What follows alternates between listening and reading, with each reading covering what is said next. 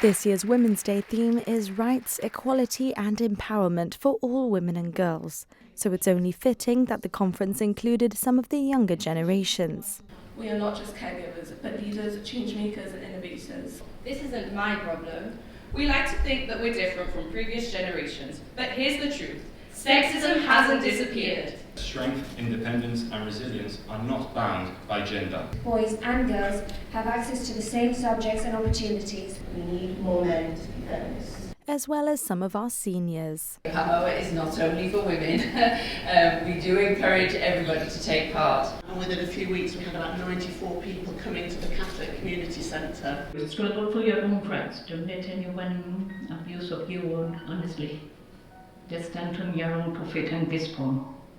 This conference has given us the opportunity to work with a different demographic that we usually do. So we've been able to hear the voices of the young people and see where they're at with regards to issues, with women's issues. We've also heard from the older generation and where they feel we've come from and whether they feel we've come far enough. Very fortunate and thankful to have representation from the secondary schools and from the Gibraltar College and the Youth Services Youth Symposium.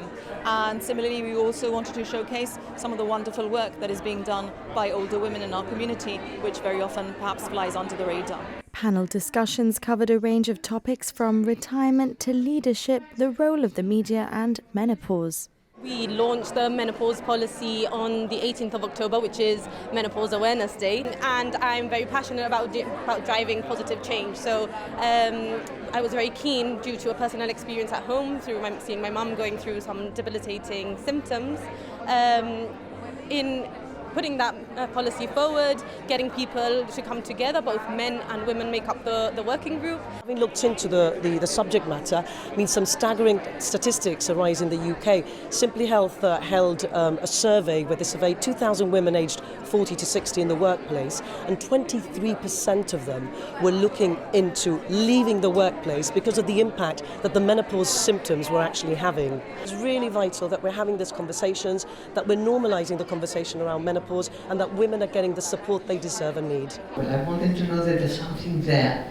Once you retire, there's something, there's an activity that you can go, that you can look. Whether a mentor or a mentee, everyone is equally wanting to hold space for each other. This year, the conference comes at a particularly critical time. In the Western world, women's rights face increasing challenges as the rise of far-right movements threaten hard-won freedoms. While legal equality exists in many areas, there is growing backlash against feminist progress, with attacks on reproductive rights, gender equality policies, and protections against discrimination. I think women are making huge strides in terms of representation and visibility. We have women in very senior roles within the public sector, and there have been recent appointments that are being held by women. So I think that is perhaps a sign of changing times.